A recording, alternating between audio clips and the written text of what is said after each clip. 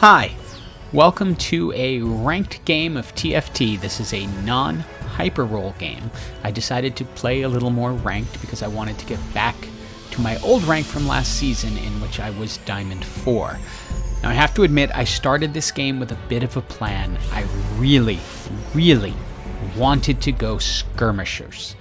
And so I picked up a Negatron cloak off the first carousel because I know that I'll need 2 Negatron cloaks to properly do my full Skirmisher build. Getting a Trundle nice and early like this also helped me cement my plan to want to go Skirmishers. However, since this is early game and I want to make the best team possible, I see a Silver Vladimir and then the possibility of adding Renewer to it by picking up Soraka and leveling up so I can have 4 players out and start potentially with a win streak. So it's time to say goodbye to Leona and enter Vladimir as my tank with Soraka as my backup. At this point, I'm hoping to go on either an early win streak or at the very worst, just not lose too many points early because I know Skirmisher is going to be a difficult build down the road. I grab the Shadow Bow and of course pick up Nidalee and silver up my Udyr. The Shadow Bow I grabbed specifically because I want to make Runan's Untamed Hurricane. It's a critical item for Jax later on, and we're going to use Udyr as the item holder for now. However, what it does is it allows you to attack one character, obviously with the main attack, and then 2 bolts will go out at 50% your attack damage. With Skirmishers, this works really well because their attack damage is increasing throughout the entire match. The other thing I do right here is switch over to 3 Skirmishers so their attack damage is increasing, and for the moment I'll lose the Renewer buff to have that little extra attack damage, especially with the Runan's Untamed Hurricane on Udyr at this point. And that will keep my win streak going, hopefully.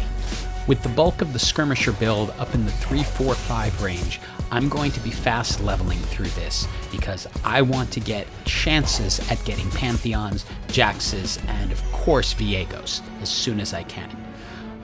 With little choice left because I am still at 100, I grab the Sparring Glove. This is something I'm planning to use for Nidalee at some point later. If I were to make the Thieves' Gloves right now, that would be nice, but it only gives an additional 15% dodge chance. In this patch, Nidalee comes with a 45% dodge chance, so I could put the Thieves' Gloves on now and bring it up to 60. However, if I were to make a combination of Trap Claw, Quicksilver, and Shroud of Stillness, I could bring her dodge chance up to 90%. I'm holding off on using the Thieves' Gloves at this point and just continuing to hope to keep either my win streak alive or just not lose that many points.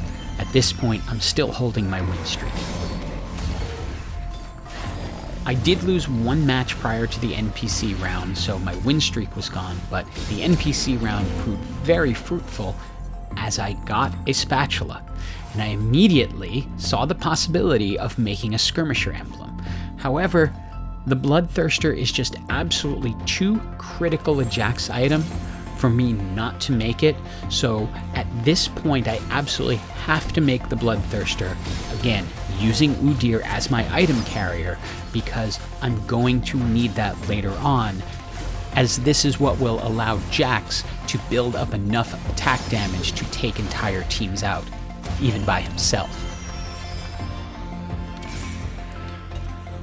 Obviously, with a chance to get a bow, I take it, and of course the Lee Sin, as I want to keep building up my Skirmishers. Again, I'm fast leveling here, so I level up as soon as I can to get up to 6. I have that bow because at some point I want to get a rapid fire cannon. That is the 3rd item that I want to have on Jax. Again, Udyr holding the items for now. I'm hoping I have another Udyr on the bench, as I'm hoping to have it, and maybe get to that 9 Skirmisher goal that I haven't been able to do so far this season. In this case, you can see the power the additional bolts have as they continue to take out LeBlanc so she could not stun the entire team. On this carousel, I am staring at that sword because I know if I have it, I have the ability to make my Skirmisher emblem. which will give me the possibility of getting to 9 skirmishers. And you can see I'm excited about it right there.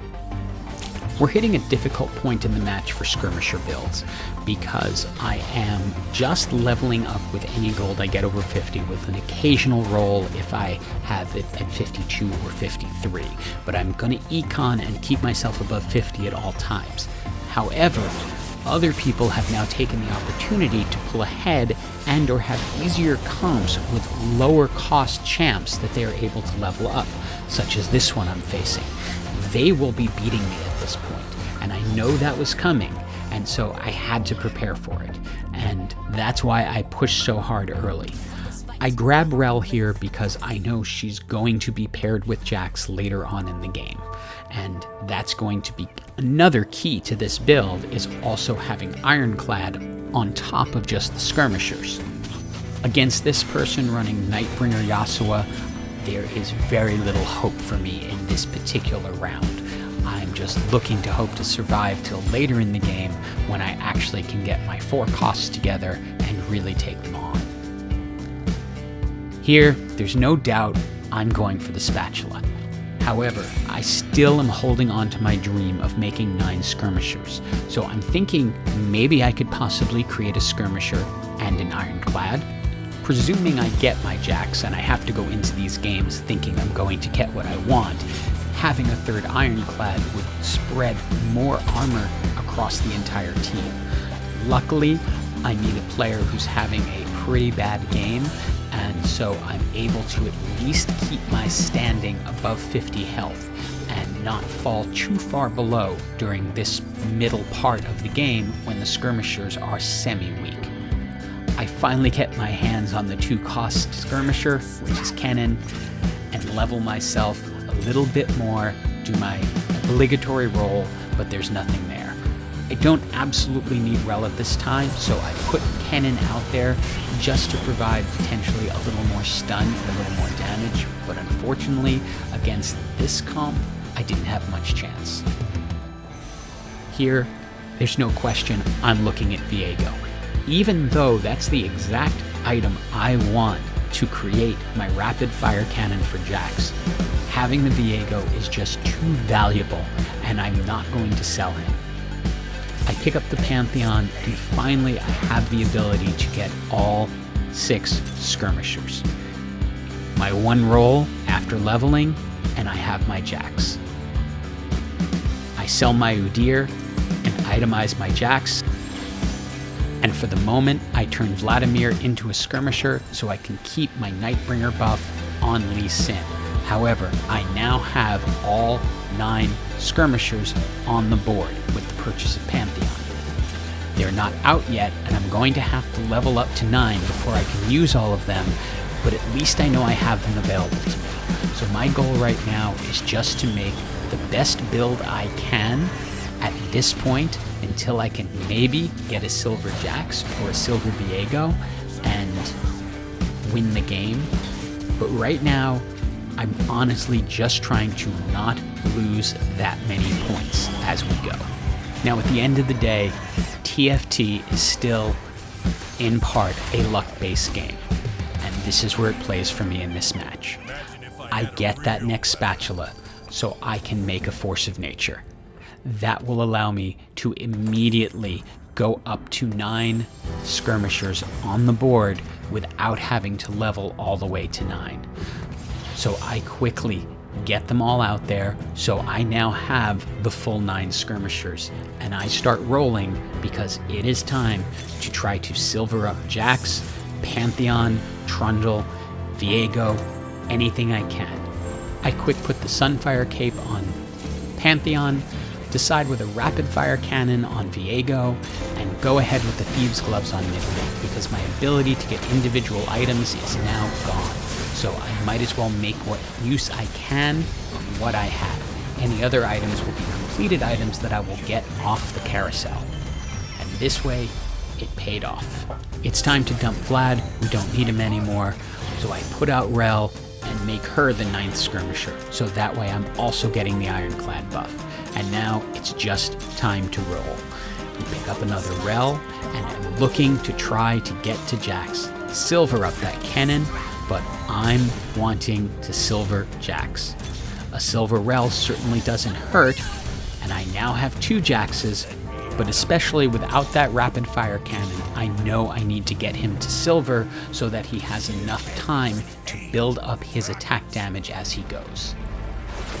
Luckily, that rapid fire cannon on Viego really does seem to be paying dividends, as he's able to attack things from not necessarily next to them, so he's not as susceptible as usual to CC, which is allowing me to turn the enemy team against itself much more than I normally would.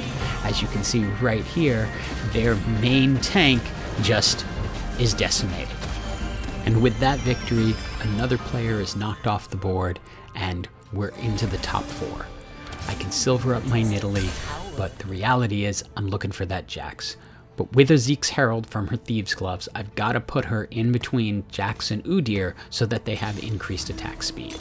I'm rolling, I find my Jax, and lock, because I know after this round he's going to be that much stronger, and I will have a much better chance of actually winning. Luckily in this case, and this is against the Nightbringer Yasuo, my Viego takes away almost all of his health in doing his ult, which allows him to go down much easier than he normally would. And again, I've talked about luck a lot. Here's luck one more time.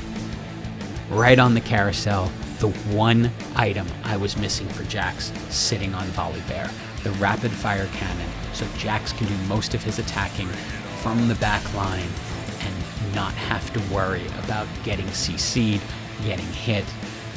Nidalee back into the corner.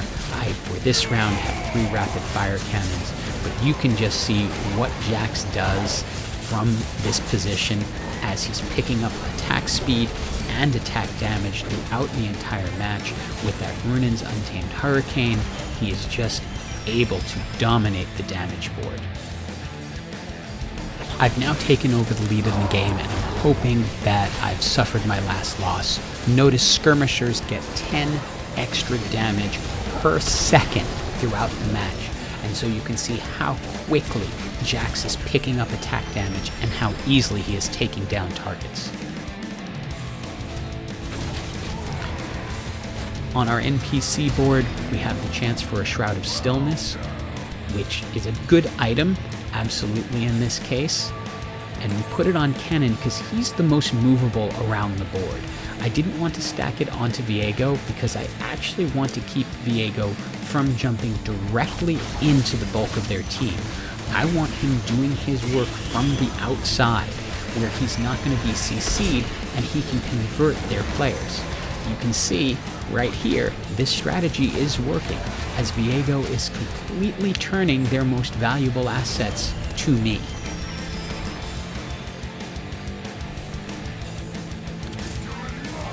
We finally silver up our Trundle after a long time, and this person does not seem to be doing much other than rolling. So I move Viego to the far right, and then keep Kennen over to the left to make sure none of their players get an early cast. At this point, the only role I'm really looking for is another Viego, just in case, because that's going to be my strongest character. I move Nidalee across, pull characters a little bit more to the right so that I'm not in direct line. Let Kennen take their mana down so I get more time to do what I need to do. And again, as you can see, Viego from the back line with that rapid fire cannon converts one of their most powerful players against them. Kennen's able to stun them, and Jax is just able to tear them apart for the victory. I hope you enjoyed this game. It involved a lot of luck and me dogmatically sticking to exactly what I wanted to build. Have an awesome day.